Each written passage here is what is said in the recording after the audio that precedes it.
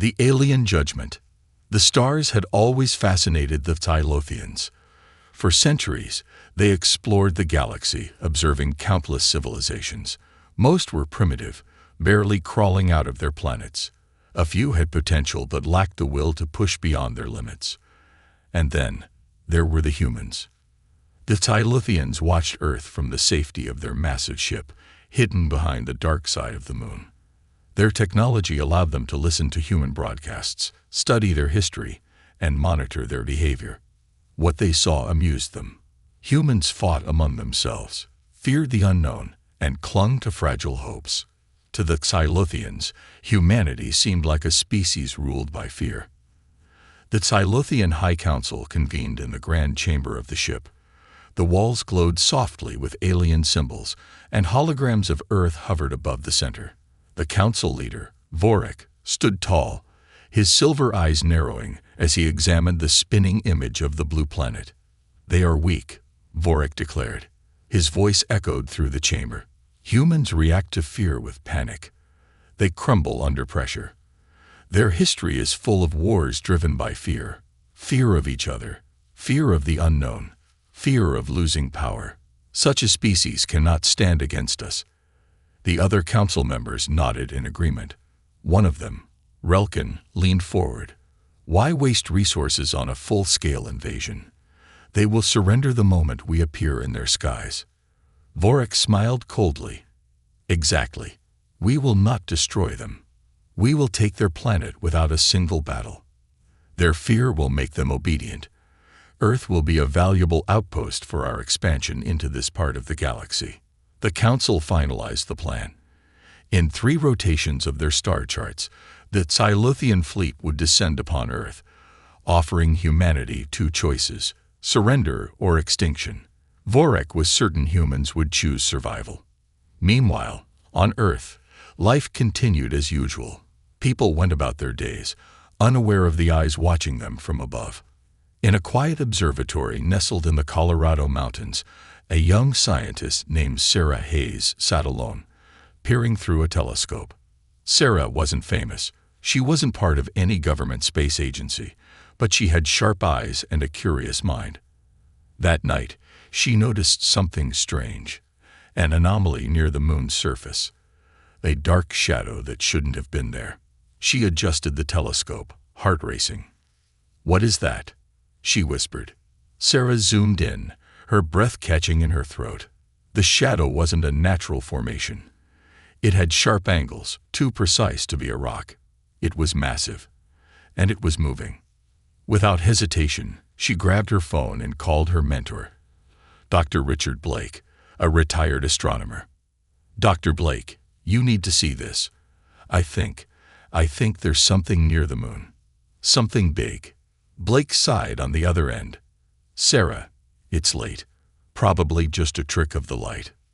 "No," she insisted. "I'm serious. I've never seen anything like it." There was a long pause before Blake responded, his tone more serious. "All right, I'll be there in an hour." As Sarah waited, she couldn't shake the feeling that something was terribly wrong. Up on the Tylothian ship, Vorik watched the humans below with mild curiosity. The countdown to their arrival had begun. He imagined the panic that would sweep across Earth the moment their ships descended. Fear was a powerful tool. It had broken stronger civilizations before. Relkin approached, his face twisted in amusement. "I intercepted one of their broadcasts, a news channel discussing exploration of Mars. They dream of reaching other planets, yet they cannot even defend their own." Vorik chuckled. "Let them dream. By the time they set foot on Mars, they will do so as servants of the Tylothian Empire." Hours later, Dr. Blake arrived at the observatory. Sarah greeted him with urgency, leading him to the telescope. He adjusted the focus and frowned as he saw the massive structure. This isn't right," Blake muttered. He stepped back, rubbing his temples. "Sarah, I think you may have just discovered something Earth wasn't supposed to see." "What do we do?" she asked, her voice trembling. Blake's eyes darkened. "We alert the government, but I doubt they'll believe us without more proof." Sarah glanced back at the telescope, staring at the shadowy shape near the moon. She didn't know who or what was up there, but she knew one thing. Something was coming, and humanity wasn't ready. Hook. As the Tylothian fleet inched closer, Vorik spoke the words that would define humanity's fate. Their fear will ensure they bow to us without resistance. The human response. The observatory was silent, except for the faint hum of the telescope's motor as Sarah adjusted the lens. Dr. Blake stood beside her, staring at the dark shape floating near the moon. Neither of them spoke for several minutes. The weight of what they were witnessing felt too immense to put into words. Finally, Blake broke the silence. Sarah, this isn't just some anomaly. That thing, it's not natural. And if it's not natural, it means someone put it there. Sarah swallowed hard. But why hasn't anyone else noticed? Shouldn't NASA or the military have seen this by now? Blake stepped back from the telescope, crossing his arms as he paced. Maybe they have, or maybe they're ignoring it, hoping it's nothing. He glanced at Sarah. But we can't afford to hope. Sarah's hands trembled slightly as she typed coordinates into her computer, saving the images. We need to tell someone. The government, the UN, anyone who will listen. Blake hesitated. He had worked in classified sectors before. He knew how these things usually went. If they told the wrong people, this discovery could disappear, along with them. Let's be careful about this, Blake said, lowering his voice as if the observatory itself might be listening. First, we gather more data. We need proof that can't be ignored. Then we go public. Sarah nodded, but the uneasy feeling gnawed at her. Something told her they didn't have much time. A week passed. The shadow near the moon remained, unmoving but constant. Sarah barely slept, spending every night at the observatory. Blake joined her during the day, combing through signals and scans, hoping to find some clue about the object's purpose. One morning, while analyzing radio frequencies, Sarah noticed something strange, a faint pulse, too rhythmic to be random. She isolated the signal and played it back through the speakers. A low, distorted hum filled the room. Blake frowned. That's not natural. Could be a form of communication. Sarah's eyes widened. Or a warning. Blake leaned over, adjusting the dials. If it's a signal, maybe we can trace it. He typed in a series of commands, triangulating the source. The results flashed on the screen. The signal wasn't coming from the moon. It was coming from beyond it, somewhere in deep space. Sarah stared at the screen. It's coming from the same direction as that object. Before they could process the information further, Blake's phone buzzed. He checked the screen, and his expression darkened. What is it?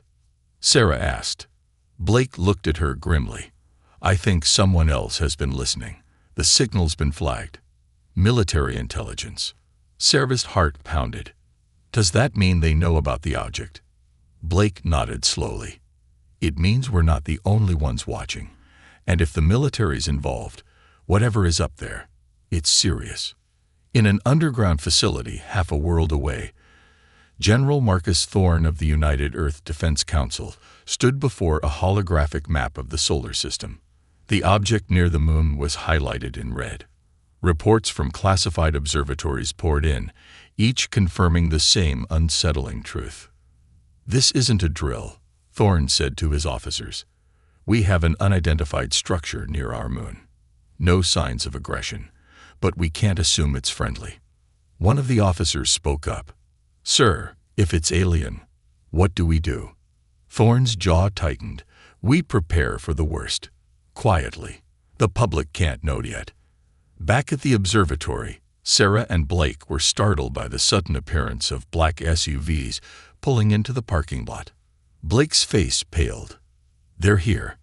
Sarah glanced out the window nervously. Who are they? Blake didn't answer. Instead, he shut down the computer and grabbed a hard drive, copying the data. Take this. If something happens to me, you make sure the world knows. Before Sarah could protest, the observatory doors opened, and several uniformed officers entered. A man in a black suit stepped forward. "Dr. Blake, Ms. Hayes, you're coming with us." Sarah's heart pounded as she exchanged a glance with Blake. "Is this about the object near the moon?" Blake asked calmly. The man's expression didn't change. "You'll be briefed on the way." Hours later, Sarah and Blake found themselves in a high-security briefing room deep inside a military complex. General Thorne entered, his eyes sharp and focused. "Thank you for cooperating," Thorne began.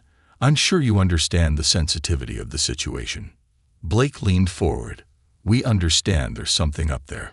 What we don't understand is why no one is doing anything about it." Thorne's gaze hardened. "We are doing something. But you need to understand, if this escalates, it could lead to global panic. The Xylothians, or whatever they call themselves, aren't just visiting. They're planning something.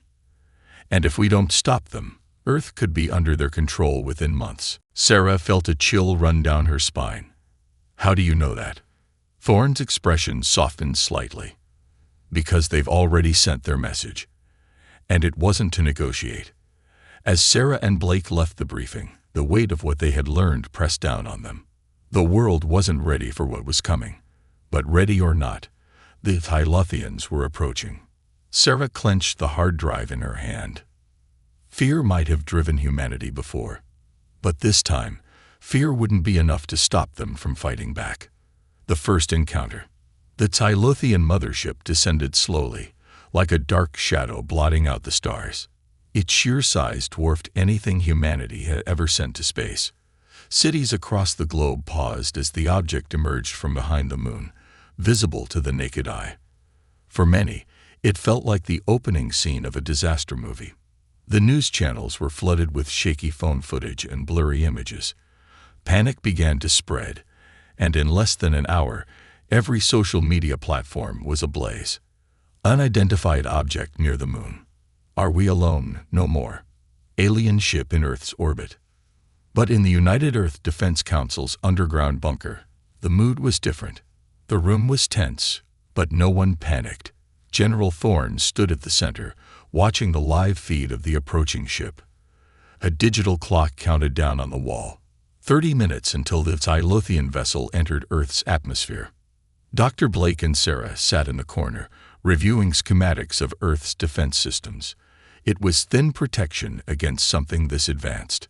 Even with military satellites, space-based weaponry, and experimental railguns, Earth's technology was decades behind whatever the Xylothians possessed. "This isn't going to be enough," Sarah muttered, scrolling through the specs. "Even if every country fires at once, we can't destroy something that size." Blake nodded grimly. "That's not the point. We're not trying to destroy them. We're trying to survive long enough to understand them." General Thorne's voice cut through the room. "Brace yourselves. They're sending a signal.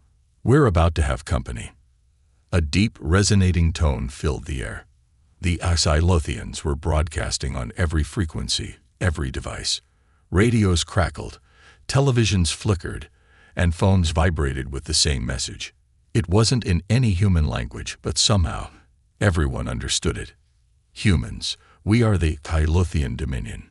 Your planet is now under our control. Resist, and you will be destroyed. Surrender, and you will survive." The room fell silent. Sarah's knuckles turned white as she gripped the edge of the table. "That's not a negotiation. That's a threat." General Thorne exhaled slowly. "It's worse than that. They're not asking. They've already decided." A few hours later, the Xylothian ship hovered in low orbit, massive enough to cast a faint shadow over parts of the Pacific Ocean. Its sleek, metallic surface reflected sunlight, making it appear as if a second moon had appeared in the sky. In the White House, Downing Street, the Kremlin, and countless other government buildings, leaders convened. The world's greatest military minds discussed strategy, but no one had answers. No missiles were launched. No fighter jets were scrambled. The simple truth was, humanity had never faced anything like this before. Sarah and Blake sat quietly at the defense council table as the generals argued. "We can't fire the first shot," one said. "That's suicide." "But if we do nothing, they'll see us as weak," another replied. Finally, General Thorne raised his hand, silencing the room. He turned to Blake. "Doctor, you and Ms. Hayes saw this coming before anyone else. What's your take?" Blake hesitated for a moment before responding. "They believe we're afraid. That's why they sent the message the way they did. They think fear will control us." Sarah leaned forward, her eyes narrowing. "Maybe that's the key. Let them think we're scared. Let them underestimate us." Thorne raised an eyebrow. "Explain." Sarah's mind raced. "We know they're watching. They intercepted our broadcasts, our communications. If we appear divided and afraid, they might lower their guard. If we stall, we can buy time to understand their technology." Thorne nodded slowly, considering her words. "So we play along, appear vulnerable. But behind the scenes, we prepare." Blake smirked faintly. "Exactly. Let them think Earth will roll over." The next day, the Tylothians delivered a new message. This time, it was more direct. "Send a representative to meet us. Alone. Failure to comply will result in immediate action." A cold shiver ran through the Defense Council. Sending a single representative into the heart of an alien mothership felt like sending someone to their death. But refusing was worse. Blake stood up. "I'll go." Sarah's head snapped toward him. "You can't be serious." Blake's gaze didn't waver. "Someone has to. And if they send a soldier or a politician, it sends the wrong message. They need to see that we're not just warriors. We're thinkers, problem solvers. Maybe that's the only advantage we have." General Thorne stared at him for a long moment, then nodded. "Fine, but you're not going alone." A small shuttle launched from Earth's surface, carrying Blake and Sarah toward the Tylothian mothership.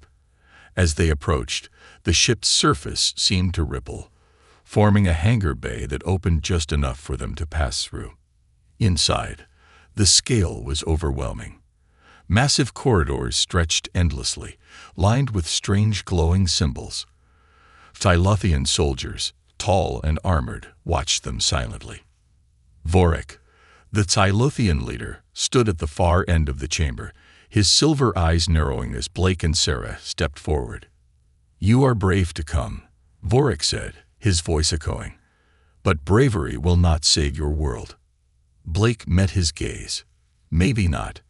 But fear won't either." Vorik's eyes flickered with amusement. "We shall see."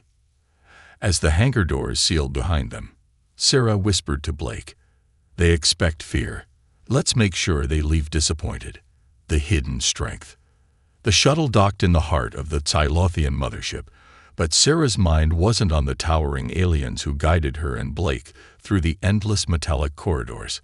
Her thoughts were back on Earth, on the quiet, frantic preparations happening beneath the surface. The world's eyes were fixed on the sky, watching the mothership like prey watches a predator. But what the Tylothians didn't know was that humanity's greatest strengths were the things they couldn't see. 3 weeks earlier, Earth's hidden preparation. The first thing General Thorne did after the initial encounter was order absolute secrecy. No public announcements, no flashy military deployments. Instead, he gathered the brightest minds across the planet. Scientists, engineers, hackers, and soldiers who specialized in unconventional warfare. In underground labs and hidden military bases, Earth's best minds worked around the clock. If humanity couldn't match the Tylothians in firepower, they would have to outthink them. Sarah found herself standing in one such facility, a repurposed missile silo deep beneath the Nevada desert. Banks of computers hummed softly as engineers pored over satellite images of the mothership. "This is crazy," she muttered as she watched a group of young hackers decrypt intercepted Tylothian signals. "We're like ants trying to fight a tank." Blake, standing beside her, smiled faintly. "Ants can bring down larger enemies if they know where to bite."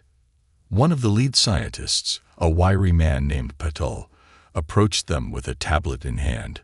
"We've made progress.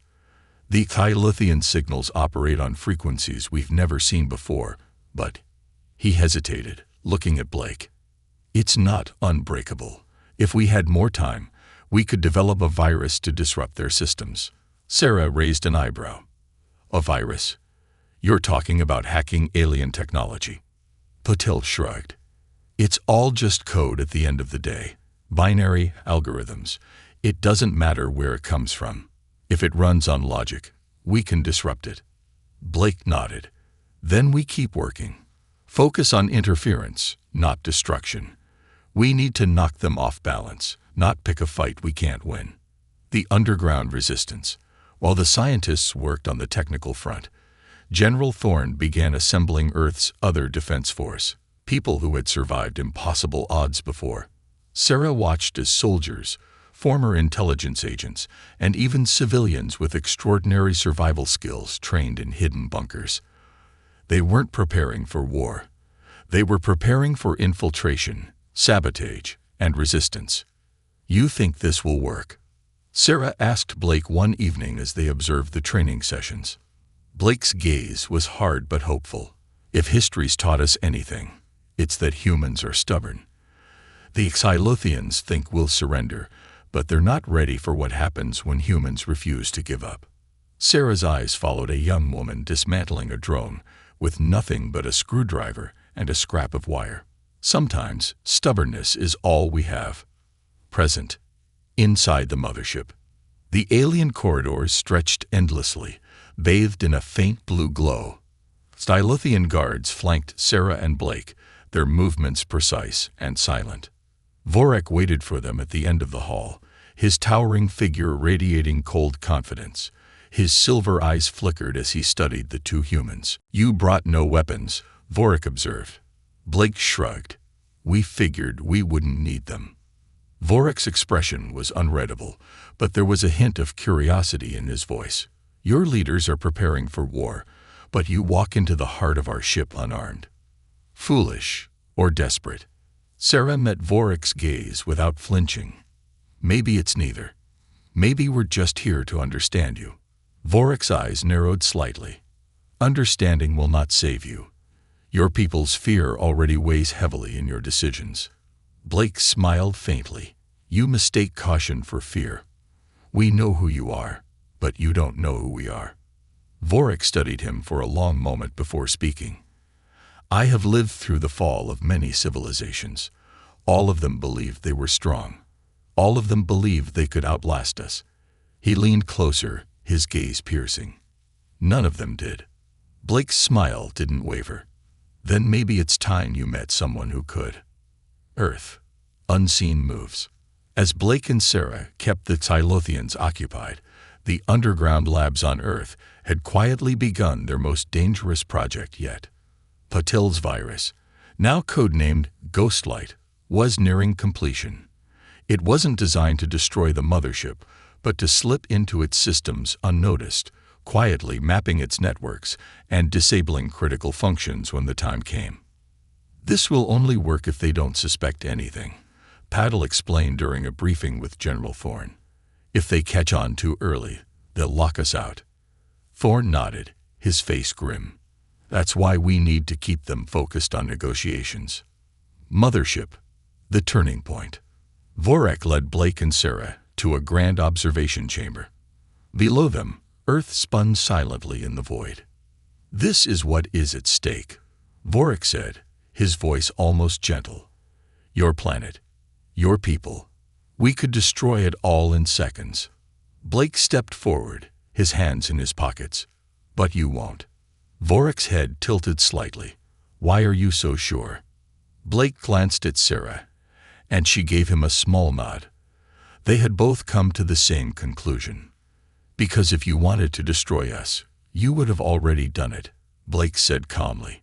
You're not here to conquer. You're here to test us. And that tells me you're not as certain as you pretend to be. Vorik's gaze darkened, but he didn't deny it. Sarah crossed her arms. We know fear. We've lived with it for centuries.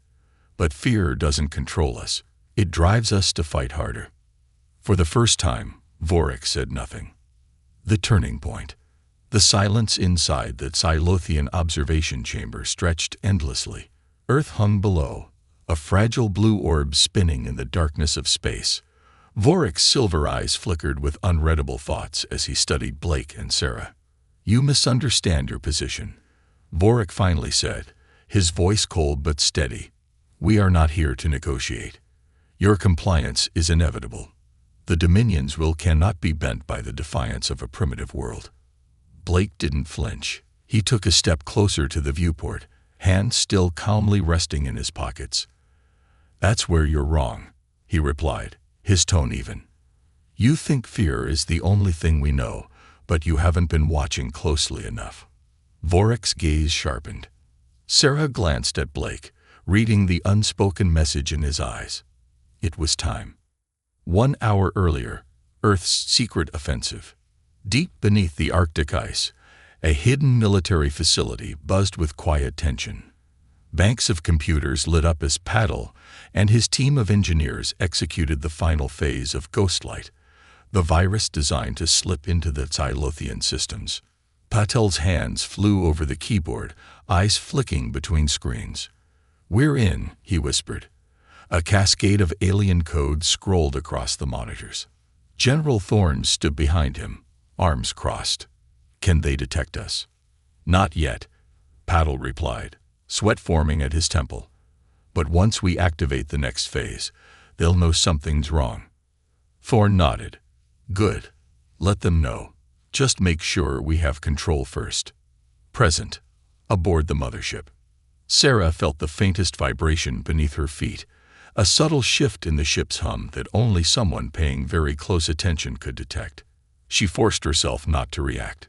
The virus was active. Vorik stepped toward Blake, towering over him. "You believe resistance will save you?" Vorik asked. His expression was unreadable, but there was a trace of curiosity behind a hardened exterior. Blake met his gaze without wavering. "Resistance? No, survival isn't about resistance. It's about adaptability. You're right. Humans fear the unknown. But fear isn't a weakness for us. It's the reason we survive." Vorik's eyes narrowed.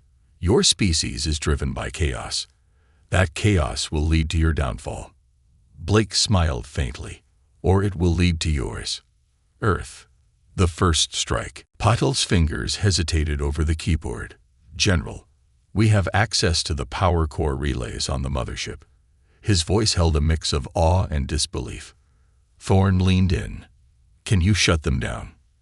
Patel nodded slowly. "Temporarily. But if we do this, they'll retaliate. We won't be able to hide anymore." Thorne's eyes hardened. "Do it." Patel exhaled and pressed the key. Mothership. The moment everything changed. The lights inside the observation chamber flickered. For the first time, Vorik's expression shifted, from calm indifference to the barest flicker of concern. Blake noticed immediately. "Something wrong?" he asked, feigning innocence. Vorik's gaze snapped to one of the nearby Xylothian soldiers. The alien activated a holographic panel, streams of alien symbols flashing rapidly across the screen. Sarah's heart pounded. She could see the tension in the Xylothian guards now. They were trying to appear calm, but their hurried movements betrayed them. "We are experiencing a minor disturbance," Vorik said, though his voice lacked the confidence it held moments before. "It will be corrected shortly." Blake stepped closer, dropping his voice so only Vorik could hear. "That minor disturbance is just the beginning." Vorik's silver eyes locked onto Blake's. For the first time, there was no condescension, only calculation. "Earth.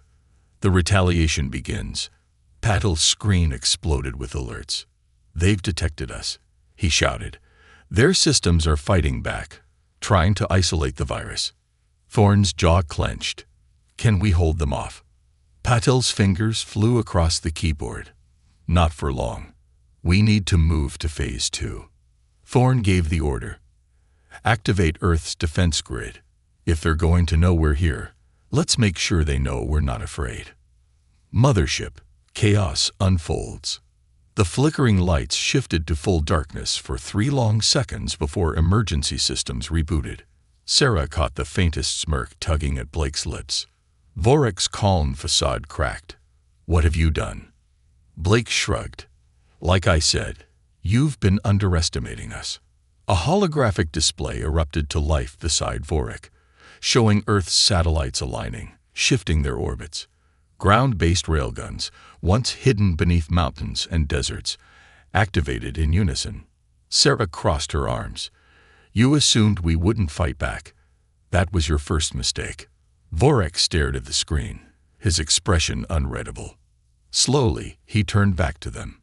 "Your technology is still inferior. Even with this display, you cannot stop the Dominion." Blake's eyes narrowed. "Maybe, but we can make you bleed." Vorek's eyes locked onto Blake's for a long moment. Then, to Sarah's surprise, he let out a low, guttural sound. It took her a second to realize. He was laughing. "Interesting," Vorek said, his tone almost approving. "Perhaps you are not as weak as I believed." Blake took a step forward. "Weakness isn't in our nature, Vorek. And if you think this is all we have, you're in for a surprise." Vorek's gaze flicked toward the hologram of Earth's defense systems lighting up in unison. For the first time, doubt flickered in his eyes. Sarah knew, in that moment, the turning point had arrived. The Xylothians came expecting submission, but what they found was something far more dangerous: hope wrapped in defiance. Breaking the myth. The tension inside the Xylothian mothership hung like a storm cloud, thick and heavy. Every flicker of light, every shift in the alien guard's posture betrayed the unease spreading through their ranks. Vorek stood at the center of it all, unmoving, watching Blake and Sarah with narrowed eyes.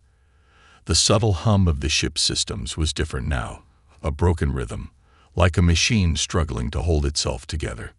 Blake could feel it. The virus was doing its work. But this wasn't just about technology. It was about perception. Vorek stepped closer, his towering form casting a long shadow over the two humans. "You believe this small act of defiance changes anything?" he asked, his voice low and cold. "You are a single world. We are an empire that spans galaxies." Blake met his gaze evenly. "And yet here we are, two unarmed humans standing in the middle of your warship while your systems fail around you." Vorek's eyes flickered with something that almost resembled respect, just for a moment. Then it was gone, replaced by hardened resolve. "You misunderstand the nature of power," Vorek said. "What you perceive as weakness in us is merely patience. We could crush your planet in an instant." Sarah stepped forward. "Then why haven't you?" The question echoed in the chamber, and Vorek's silence was more telling than any response he could have given. Earth. Resistance awakens. Far below, on Earth's surface, the shift was just as palpable. As Paddle's virus slipped deeper into the mothership's core, the world's hidden defenses began to emerge. Across continents, railgun installations rose from concealed bunkers. Stealth bombers, once grounded by international treaties, quietly took flight, circling at high altitudes. In hidden military outposts, soldiers stood ready, not to fight head-on, but to disrupt, to resist, to make occupation as costly as possible. In underground tunnels and city streets, civilians prepared too. Radio broadcasts whispered coded messages, urging cooperation and unity. It was a global movement, silent yet unstoppable. Humanity wasn't waiting to be saved. They were preparing to save themselves. Mothership, the truth revealed. Vorek turned his gaze back to the massive viewport overlooking Earth. The lights of the planet twinkled below like scattered diamonds. From this distance, the world looked peaceful, fragile. But Vorek knew better now. Blake stepped beside him, his voice calm but firm. "I know why you're really here." Vorek didn't respond, but Sarah saw the slight twitch in his expression. Blake continued. "Your empire isn't as unshakable as you pretend it is. If it were, you wouldn't need to control planets like Earth. You'd just leave us behind. Let us burn ourselves out. But you didn't." Sarah crossed her arms. Because somewhere out there, something's threatening you, isn't it? The Tylothian leader finally turned to face them, but he said nothing. Blake took a step closer, lowering his voice. You're not here to conquer Earth. You're here to make sure humanity never becomes a threat. You see the potential, and it scares you. Vorek's eyes flashed. Humanity is reckless. You destroy as often as you create. We are not afraid of your potential. We are ensuring your survival by limiting the damage you can inflict. Blake's smile didn't waver. That's a nice way of saying you're afraid of what happens if we reach the stars. The silence that followed was deafening. Earth, the silent signal. In the Arctic base, Paddle's team reached the critical stage. We've accessed the mothership's surveillance network, Paddle said, his fingers racing across the keys. We're in their communication relay. Thorne leaned in. Can we send a message back? Patel nodded. We can. But if we do, they'll know. Thorne's gaze hardened. Send it anyway. Patel's hands moved with precision, broadcasting one simple message across the Dominion's encrypted channels. We are not afraid.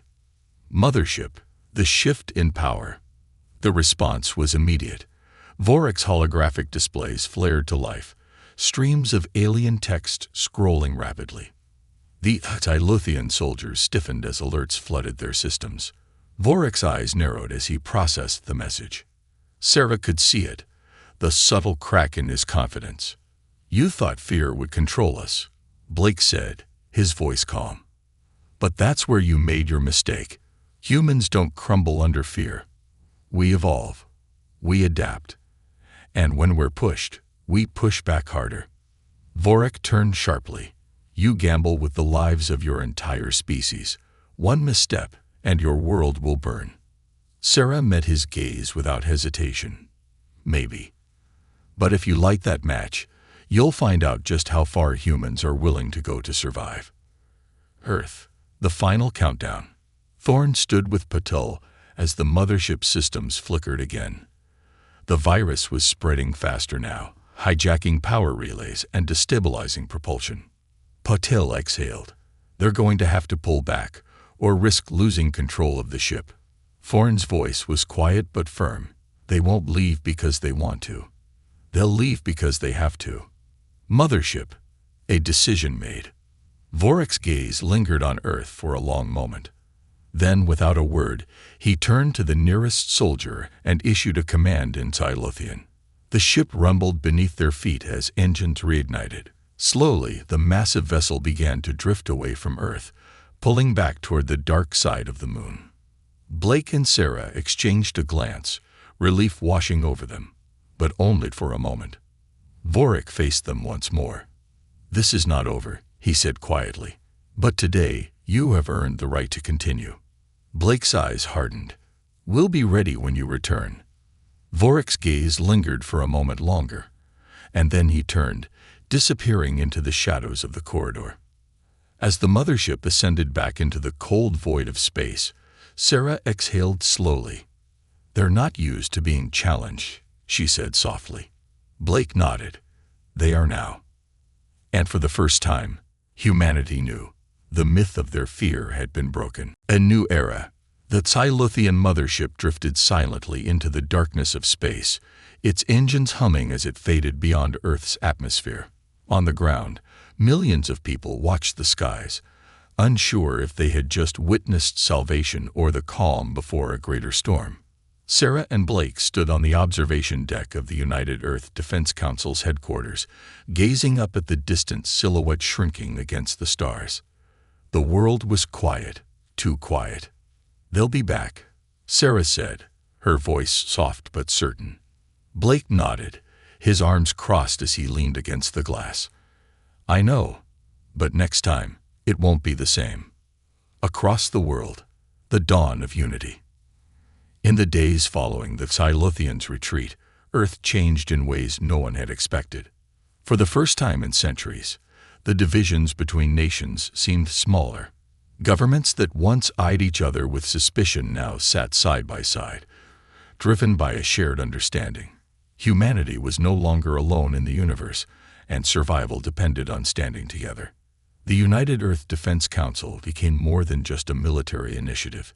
It evolved into a beacon of cooperation, drawing scientists, engineers, and strategists from every corner of the planet. Projects that had once been stalled by bureaucracy now accelerated at unprecedented speed. In hidden labs and open factories, humanity began preparing, not for war, but for growth. The hidden message of the Xylothians. Blake paced the council chamber, reviewing intercepted communications from the Xylothian mothership. Patel and his team had decrypted fragments of the alien code left behind during the Ghostlight virus attack. Sarah sat at a nearby terminal, eyes scanning the alien script. "This isn't just a report on Earth," she said, frowning.